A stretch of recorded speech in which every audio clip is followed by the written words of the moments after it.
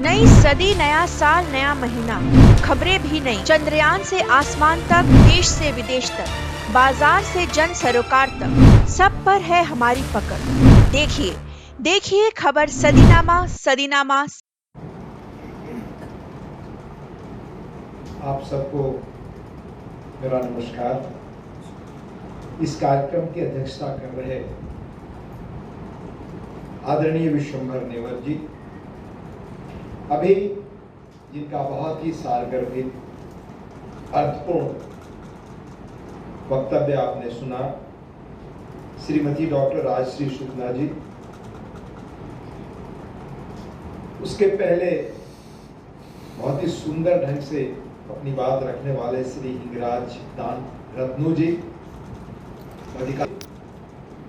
साहित्य और ऐसी चीजों में रुचि रखने वाले बड़े संपन्न व्यक्ति हैं और मेरे बड़े पुराने आत्मीय, जिनकी पढ़ने में, जानने में, ज्ञान में गहराई से डुबकी लगाने में, जिनका एक पुराना बड़ा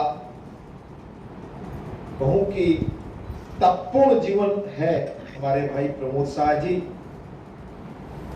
भाई कमलेश जी, भाई अनिल शुक्ला जी, बहुत सुंदर ढंग से संचालन कर रहे भाई अजेंद्र नाथ त्रिवेदी जी, बहुत सुंदर पुस्तक का संपादन और अपना वक्तव्य उस पर रखने वाले भाई डॉक्टर कमल कुमार जी, दिव्या प्रसाद जी, जिन लोगों ने मिलकर यह पुस्तक, महत्वपूर्ण पुस्तक तैयार की है। पुनः सभागार में उपस्थित सभी मित्रगण, आत्मीय जन और हमारे मीडिया के साथी, सबसे पहले मैं कृष्ण बिहारी मिश्र अध्ययन मंडल का शुक्रगुजार हूं, आभारी हूं कि मुझे आज आपने उनकी स्मृति में अपनी निजी कुछ बातें कहने के लिए अवसर देकर यहां आपने बुलाया।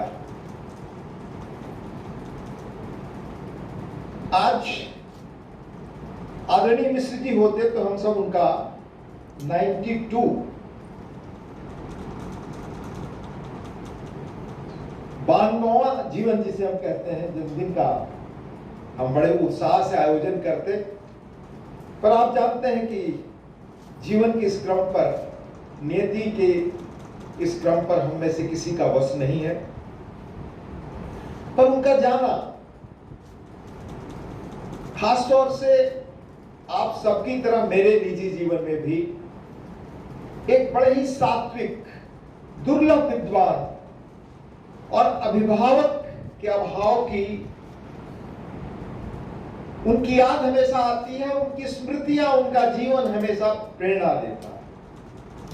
वह आज देश में बहुत कम रह गए मुट्ठी भर ऐसे लोगों में से थे, जैसा राजश्री जी बता रही थी कि जिनके कर्म और वाणी दोनों में एका थी। अनूठा व्यक्तित्व था उनका, साहित्य के दुर्लभ साधक व संत।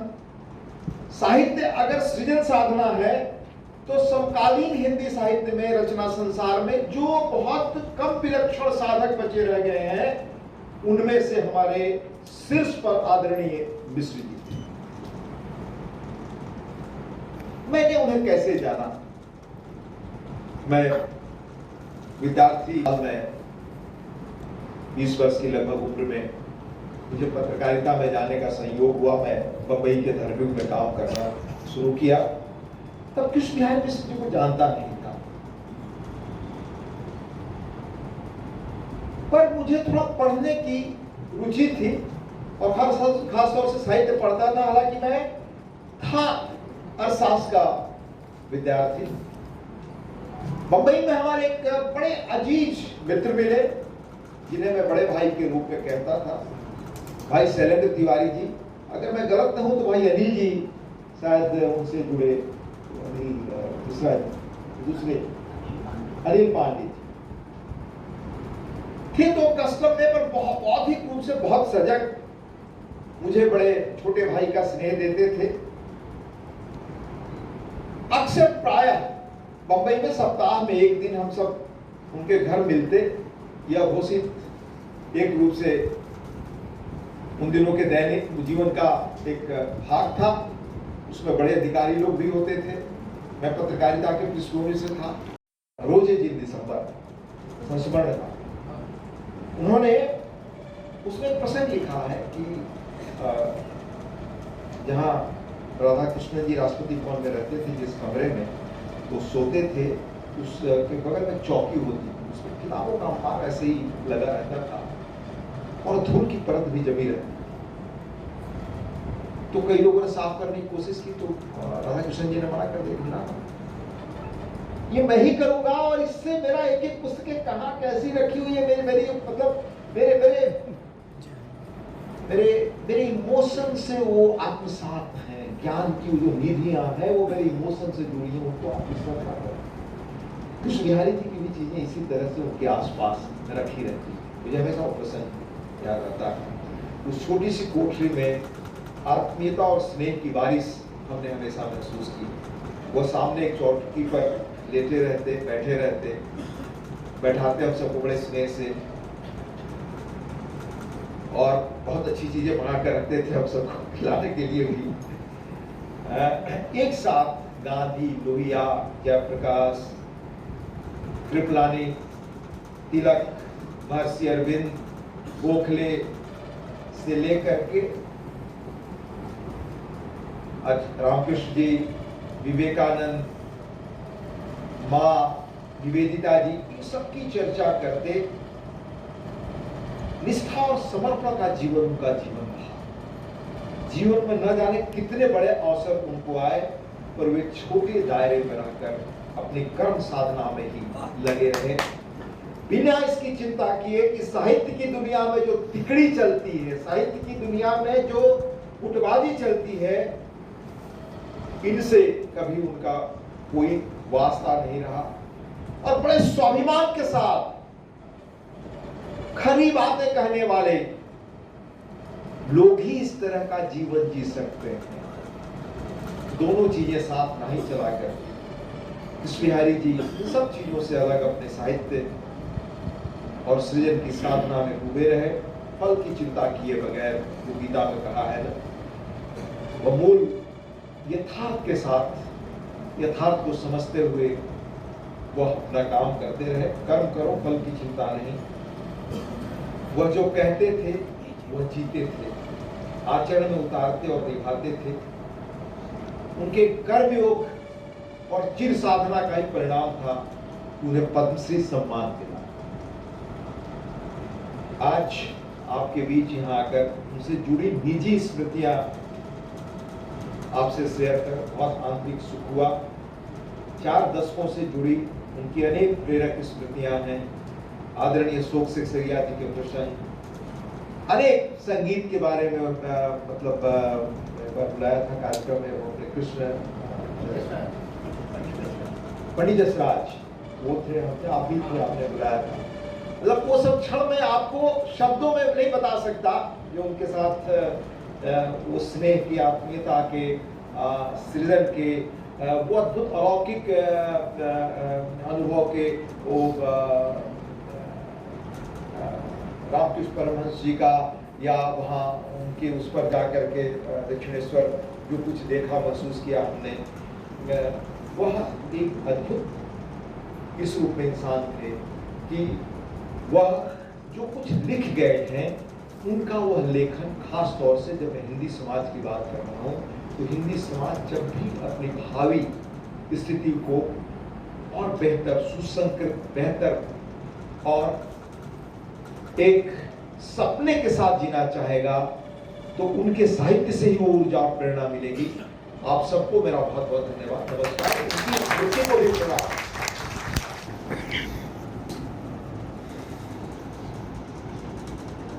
मुख्य अतिथि ने पंडित जी के विषय में जो एक बड़ा वर्णपट तैयार किया है, उसकी आभा, उसका संगीत और उसका संदेश ही आज के कार्यक्रम का तात्पर्य है।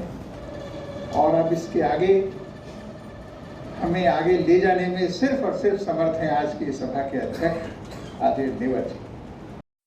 जैसा हमेशा रहता है, खासतौर से हिंदी इलाकों पर बात होती। वो दौर था जब अर्थशास्त्र में प्रगति की भाषा में हिंदी इलाकों को बीमार प्रदेश के रूप में देश ने चिन्हित किया। उस बीमार प्रदेश में तब माने जाते थे उत्तर प्रदेश, बिहार, मध्य प्रदेश, राजस्थान, उनसे मिलकर के ही इकोनॉमिस्ट ने, डेमोग्राफर्स ने ये टर्म कॉइन किया, Bimaru state. B Bihar, A Madhya Pradesh, R Rajasthan, U Uttar Pradesh. ये 80 का दशक था। तो इन सब चीजों पर बहुत चर्चा होती कि गांवों के हालात आज क्या है। उसी क्रम में मुझे भाई शैलेंद्र जी ने कहा कि तुम ये पुस्तक पढ़े हो क्या, बेहया के जंगल? मैंने कहा पढ़ा तो नहीं हो, तो उन्होंने उपलब्ध कराया मुझे, और मैंने पाया कि गांव में जो बदलाव हुआ है, हो रहे हैं, क्योंकि मैं गांव की पृष्ठभूमि से हूं और संयोग से आदरणीय मिश्र जी के पास के ही गांव का हूं।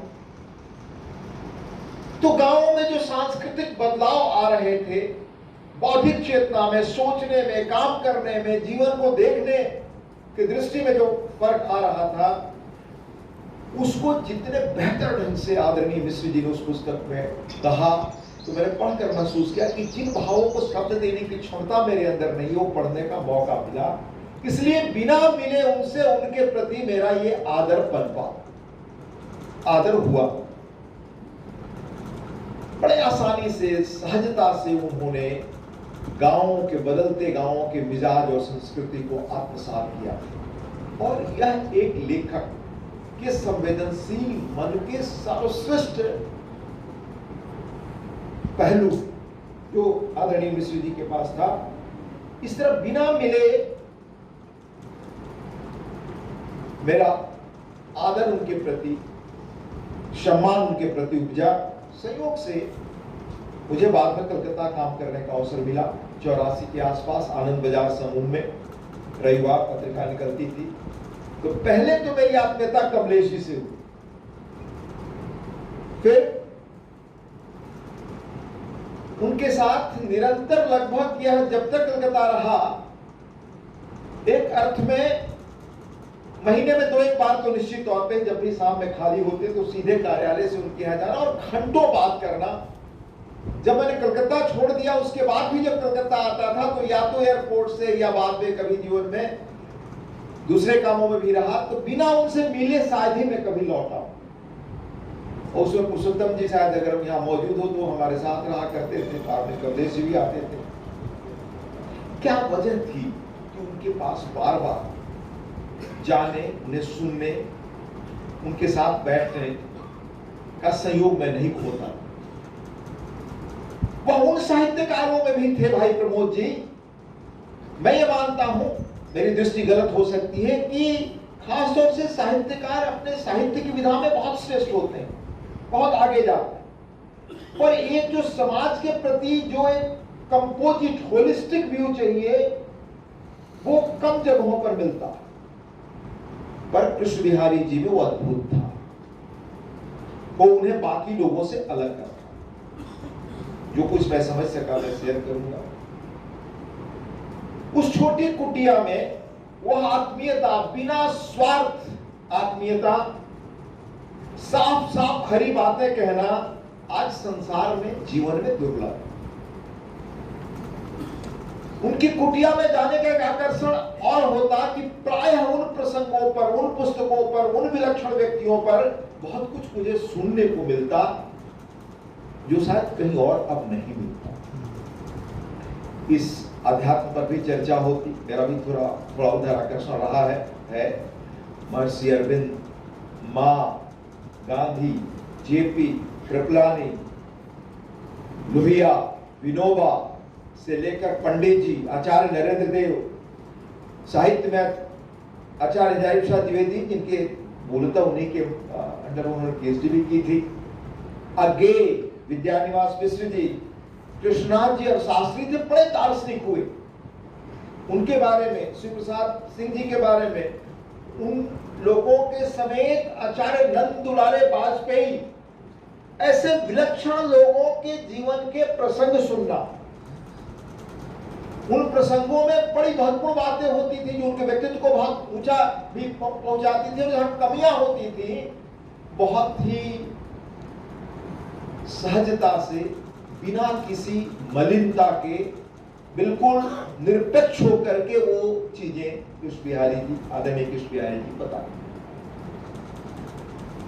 वो जैसा मैंने कहा कि साहित्य के अतिरिक्त समाज के बदलाव की गति में उनकी गहरी रुचि थी, और वो उन्हें अलग करती थी बाकी साहित्यकारों से मेरी दृष्टि में। जैसे उन्होंने मुझे पूछा एक बार कि फला किताब जेसी कुमारप्पा की आपने पढ़ी है?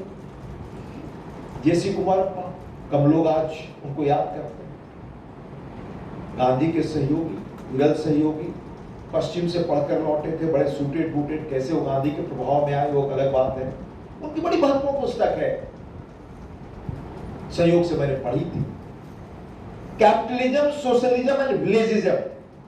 यानी उन दिनों जो दुनिया के बदलाव का सांचा क्या है देखा जाता था कि पूंजीवादी रास्ता है या समाजवादी रास्ता है या साम्यवादी रास्ता है। उसमें उस पश्चिम पलट व्यक्ति ने, गांधी के शिष्य ने कहा कि नहीं, ग्रामवाद भी एक रास्ता है जिससे ये देश अपनी हजारों वर्ष की संस्कृतियों को रखते हुए अपनी अलग अस्मिता बना सकता है। ये इकोनॉमिक डेवलपमेंट का अलग मॉडल हो सकता है। कितने लोग आज जेसी कुमारप्पा को याद करते हैं, उनके बारे में। इसी तरह से प्रोफेसर जेके मेहता इकोनॉमिस्ट थे, इलाहाबाद विश्वविद्यालय, और दुनिया के आर्थिक इतिहासकार जो बड़े हुए इकोनॉमिस्ट में जो विद्यार्थी के रूप में याद करते थे, उस श्रेणी के एक विद्वान भारत में हुए जेके मेहता, जिनका अर्थशास्त्र पर डिफिनेशन पढ़ाया जाता है इन बड़े विद्वानों के साथ दुनिया में। उन्होंने एक किताब लिखी थी गांधीवाद के अर्थशास्त्र पर।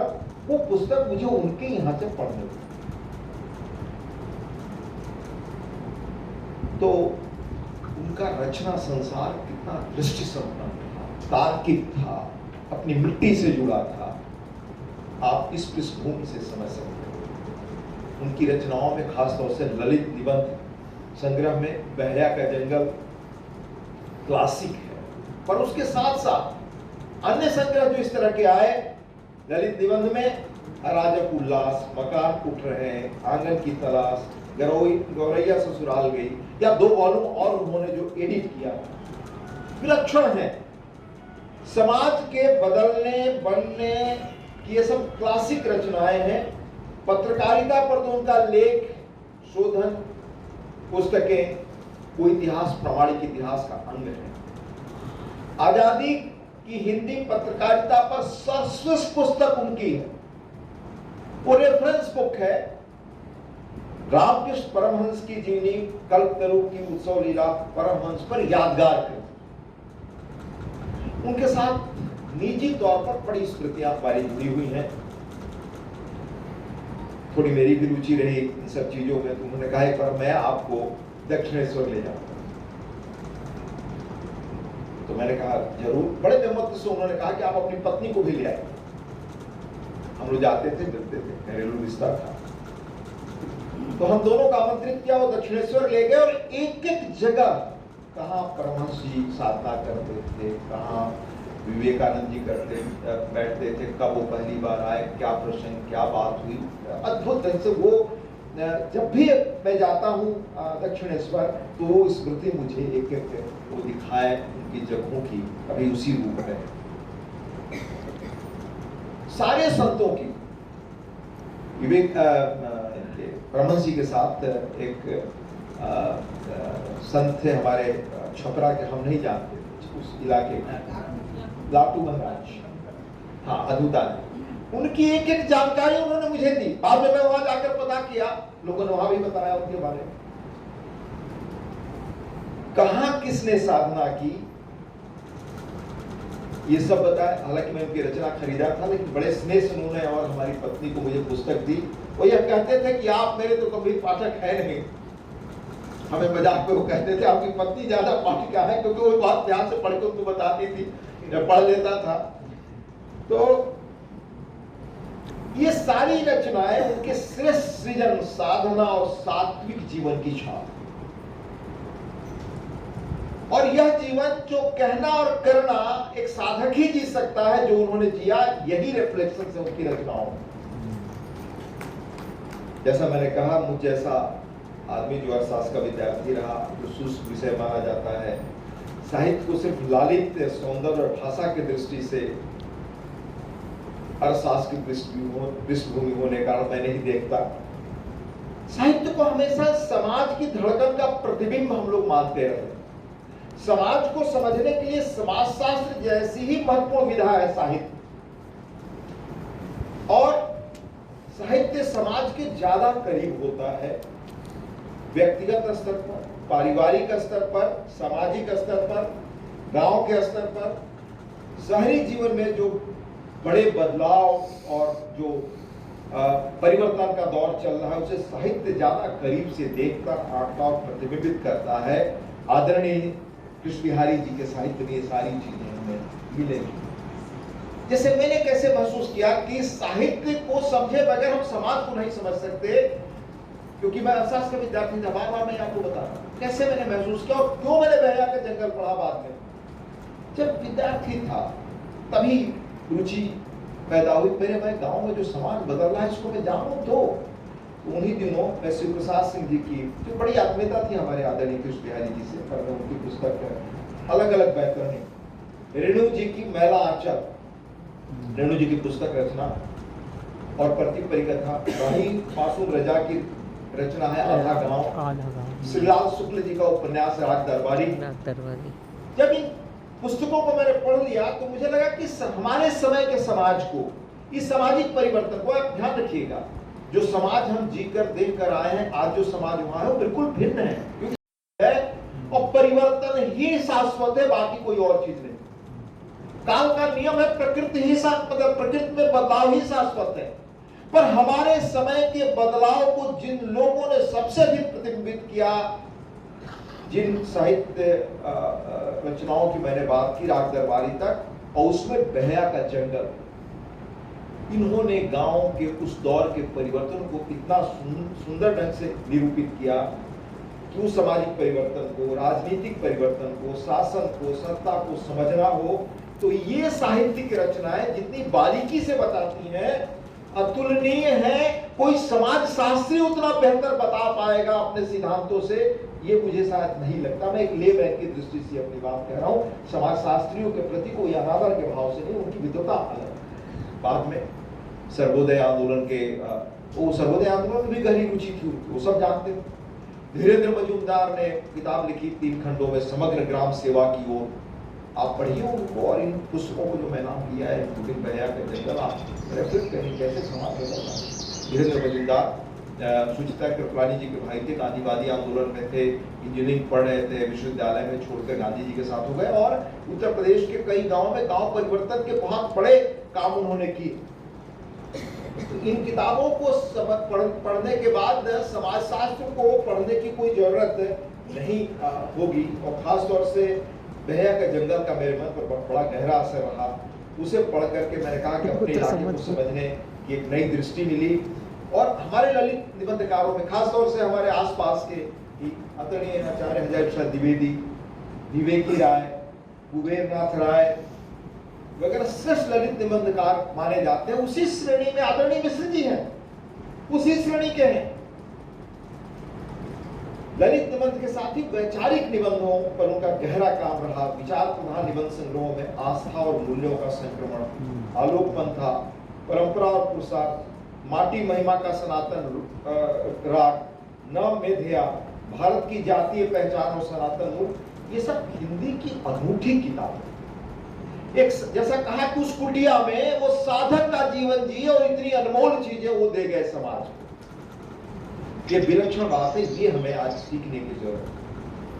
तथ्य यह है कि समाज को गढ़ने में विचारों का अहम योगदान है। समाज को विचार ही गढ़ते हैं या अब तक गढ़ते रहे हैं। अब टेक्नोलॉजी की बड़ी अहम भूमिका हो गई है, वो एक अलग प्रसंग है। पर कृष्ण बिहारी जी, आदरणीय कृष्ण बिहारी जी के लेखों में वो दृष्टि, वो संपन्नता, वो समृद्धि दिखाई देती है, दृष्टिकोण, जो वैचारिक निबंध एक समाज के लिए मानदंड की तरह से वे सनातन दृष्टि को सतत बनाए रखते हैं। हमेशा कृष्ण बिहारी जी इंटरनल वैल्यूज की बात करते हैं कि भारत की आत्मा क्या है, मूल चीज क्या है जो भारत को आज से बचाए रखी। जो हम लोग कहते हैं कि अल्लामा इकबाल का कि कुछ बात है कि हस्ती मिटती नहीं यार, हमारी यूनान रोम ग्रीस मिट गए सब जहां से, ऐसा कुछ है वो पंक्ति सब मिट गए जहां से। आप कभी गौर करिए इस बात को, ये असाधारण बात है। अभी मैं कुछ दिनों पहले दोबारा पढ़ रहा था, दुर्गा दास देश के बड़े पत्रकार हुए जिनका निजी संपर्क था गांधी जी से, जवाहरलाल जी से, गोविंद वल्लभ पंत से, सरदार पटेल से, जवाहरलाल नेहरू से, राजेंद्र प्रसाद से, India means freedom Maulana Abul Kalam Azad से, और हिंदुस्तान टाइम्स के वो एडिटर थे। आजाद जब भारत आजाद हो रहा था उस वक्त वो पहले हिंदुस्तानी साधु थे एडिटर बने। वो दुनिया में घूमने गए तो जॉर्ज बर्नार्ड साहब किसी से मिलते नहीं थे, वो अपने ढंग की यूनिक दुनिया के विद्वानों में हुए। तो वो जब गए तो उनकी इच्छा हुई कि जॉर्ज बर्नार्ड साहब से मैं मिलूं। जॉर्ज बर्नार्ड साहब से वो मिलने के लिए समय मांगा, सहयोग से इनको समय दे दिया। उन्होंने लिखा है 2 पेज, और खास तौर से आज के भारत को वो याद रखना चाहिए कृष्ण बिहारी मिश्र जी का महत्व भी समझने के लिए, और भारतीयता और भारत के सनातन मूल्य जिसकी वो बात करते हैं तो उसको समझना। जॉर्ज बर्नार्ड साहब ने कहा कि मैं आपको बुलाया हूँ कोई राजनीतिक चर्चा के लिए, मेरी इसमें दृष्टि नहीं कि गांधी जी ब्रिटेन आ रहे हैं, जो गए थे ब्रिटेन, आपको याद होगा बोर्निस कॉन्फ्रेंस के लिए, मैं उसके लिए नहीं बुला रहा हूँ। सारी चर्चा दुनिया में उसी की हो रही है, भारत में जो आंदोलन चल रहा है वो सब चीजों के लिए। मेरी सिर्फ जिज्ञासा ये है कि दुनिया से जब बड़ी सभ्यताएं यूनान रोम ग्रीस ये सारे मिट गए, भारत क्यों बचा?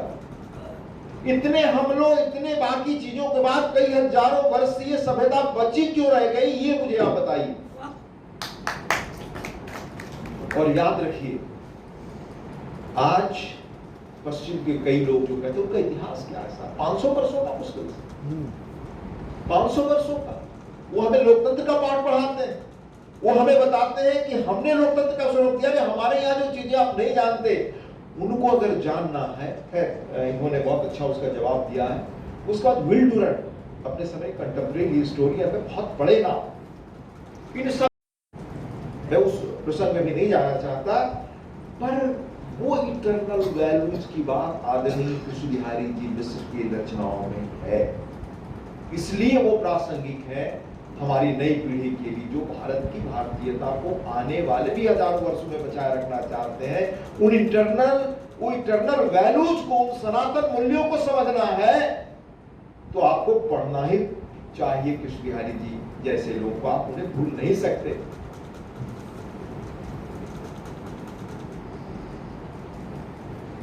जैसा मैंने उल्लेख किया था कि कल्पतरु लीला रामकृष्ण जी की यादगार जीवनी है, बल्कि हिंदी में इस तरह की तो जीवनी हमने नहीं देखी दूसरी। वो एक जीवनी लेखन जीवनियां कैसे लिखी जाती हैं, जो बेस्ट बायोग्राफीज हैं उनमें वो एक मापदंड है यादगार कृति। पर कृष्ण बिहारी जी का अध्यात्म सिर्फ परमहंस जी तक ही सीमित नहीं। उनके कमरे में प्राय हमें वो दुर्लभ और विलक्षण तस्वीरें देखता महर्षि अरविंद का, मां का।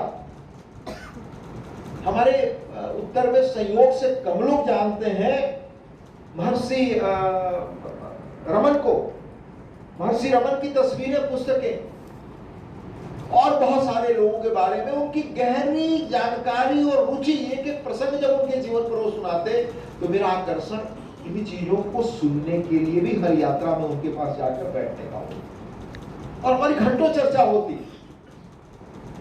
और हमारे जीवन में कोई अगर द्वंद्व हुआ, कभी कुछ पूछना हुआ तो इतना साफ और बेबाक ढंग से कहने वाला व्यक्ति अब मेरे जीवन में कोई दूसरा नहीं। इसलिए सारी चीजों के बावजूद उनके इस कार्यक्रम में आना मेरे लिए मेरा नैतिक धर्म था अपने प्रति। अब उनकी एक रचना के बारे में कम लोगों को मालूम है। उन्होंने बहुत पहले शुरू के दिनों में बर्मा के एक जाने माने नेता यूनू द्वारा लिखित बुद्ध की जीवनी भगवान बुद्ध का भी अनुवाद किया, बड़ा सुंदर अनुवाद। इस तरह से देखें तो कृष्ण बिहारी जी का लेखन का, चिंतन का कितना व्यापक दायरा है। और यह सब करते हुए भी वो अपनी मातृभाषा भोजपुरी के अनन्य साधक बने रहे। भोजपुरी धरती और लोक राग उनका बड़ा चर्चित व्याख्यान है जो उन्होंने कानोडिया व्याख्यान माला में शायद दिया, भागीरथी कानोडिया व्याख्यान माला में दिया। तो एक तरह से उनके लेखन की दुनिया बड़ी बहुआयामी थी, साधक का जीवन था उनका, तप और त्याग का था। इसके बाद में पत्रकारिता की पृष्ठभूमि में आया तो और हमारे बड़े पत्रकारों को, चाहे हमारे पहले संपादक रहे आदरणीय भारती जी, अज्ञे जी भी थे कुछ दिनों तक संपादक हमारे यहाँ, जब हम लोग थे रोहन टाइम्स के, रघुवीर सहाय थे ही निर्माण में, सब टाइम्स ग्रुप के लोग थे। वो सबको एक एक, और सब इनको जिस आदर से देखते और जानते थे वो विलक्षण। जैसा आपने सुना कि शुरू में शायद हमारे युवा साथी कमल कुमार ने बताया कि साहित्य में अलग सोच वाले लोग बड़ी संख्या में हैं, उन्हें होना भी चाहिए। उसमें रामविलास जी से लेकर के और अनेक लोगों के बारे में चर्चा सुना, वो भी कैसे आदर रखते थे।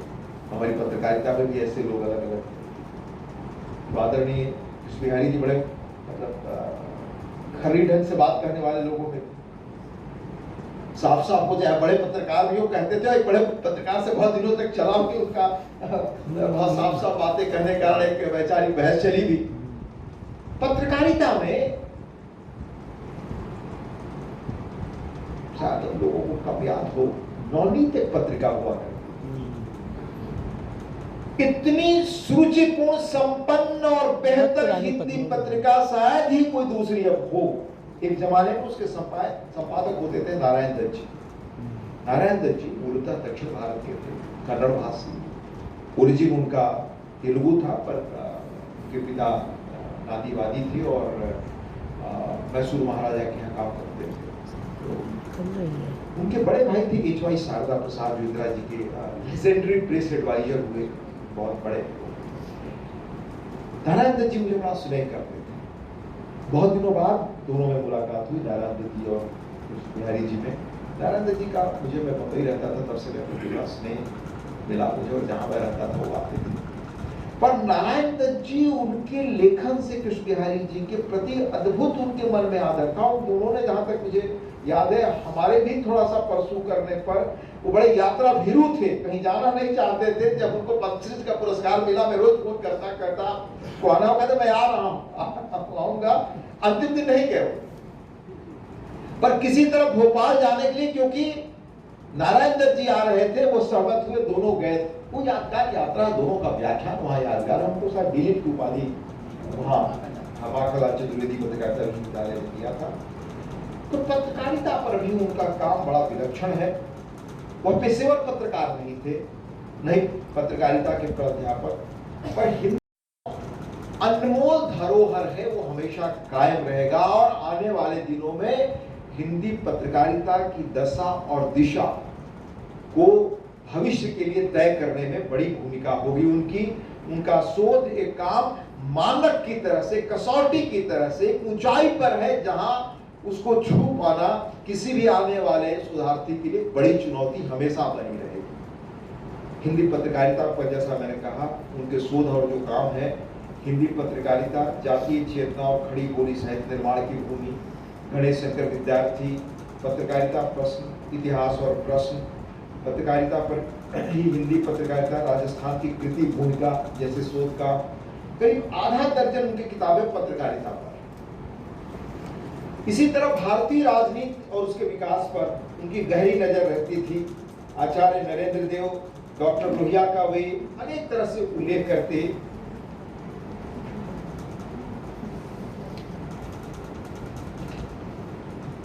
एक बात, जब जयप्रकाश जी ने अपना आंदोलन शुरू किया तो जेपी को सुनने मैदान में गए। जेपी और उनका घर भी पास पास ही, हमारा भी घर जेपी घर से जुड़ा हुआ है। पर जेपी को 42 की जेपी की दृष्टि से, तब शायद वो बहुत युवा रहे होंगे, जो विलक्षण जो देश में कहा जाता था, जब दिनकर ने वो कविता लिखी कि नखर दबा के पूछते हैं भावी इतिहास तुम्हारा है जयप्रकाश जी के लिए, उस जयप्रकाश जी के प्रशंसक हमारे कुछ बिहारी जब आंदोलन शुरू हुआ तो उनको सुनने गए। पर जेपी की एक महत्वपूर्ण कृति थी, उनके जीवन के बदलाव का एक बड़ा मोड़ जिसे अब कोई जेपी भक्त भी याद नहीं रखता। जेपी एक कन्फर्म मार्क्सिस्ट के रूप में विदेश से लौट करके यहाँ आए थे।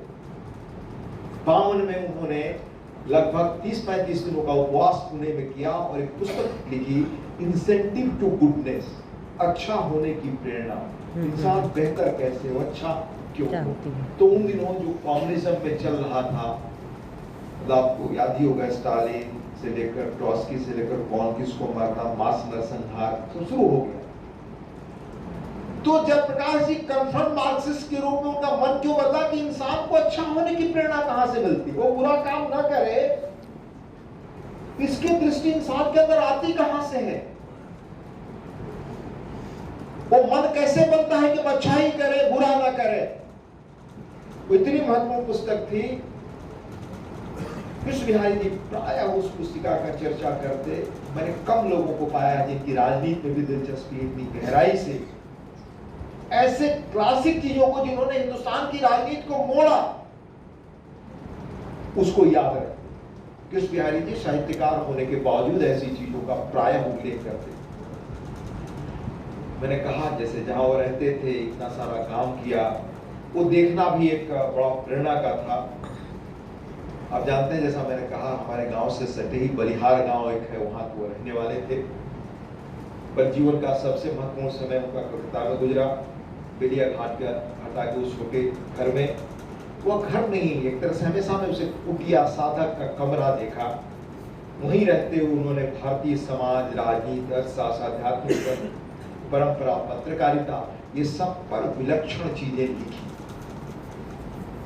करीब 4 दशकों से उनका स्नेह मिला मुझे, और पत्रकारिता में होने की वजह से मैं भी लिखता था, बड़े चाव से पढ़ते थे और रात में जरूर फोन करते। और उसमें अच्छा होता, अच्छा कहते, कहीं डिफरेंस होता तो बताते कि ये है, इस पर ऐसा सोचना चाहिए, ये भी पहलू देखिए आप।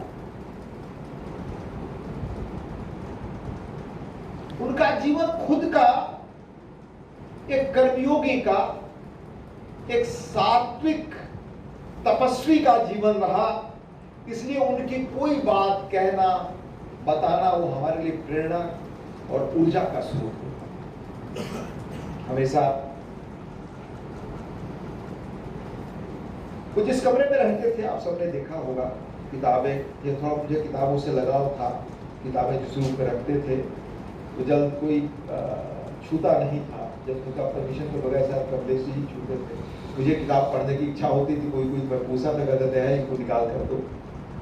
मैं जब भी वहां बैठता था तो उनकी पुस्तकों को देखकर मुझे याद आता था, MC छागला भारत के बड़े यशस्वी जूरिस्ट भी हुए, बॉम्बे हाई कोर्ट के चीफ जस्टिस भी रहे थे, आज शिक्षा मंत्री बने देश के। नई सदी, नया साल, नया महीना, खबरें भी नई, चंद्रयान से आसमान तक, देश से विदेश तक, बाजार से जन सरोकार तक, सब पर है हमारी पकड़। देखिए खबर सदीनामा।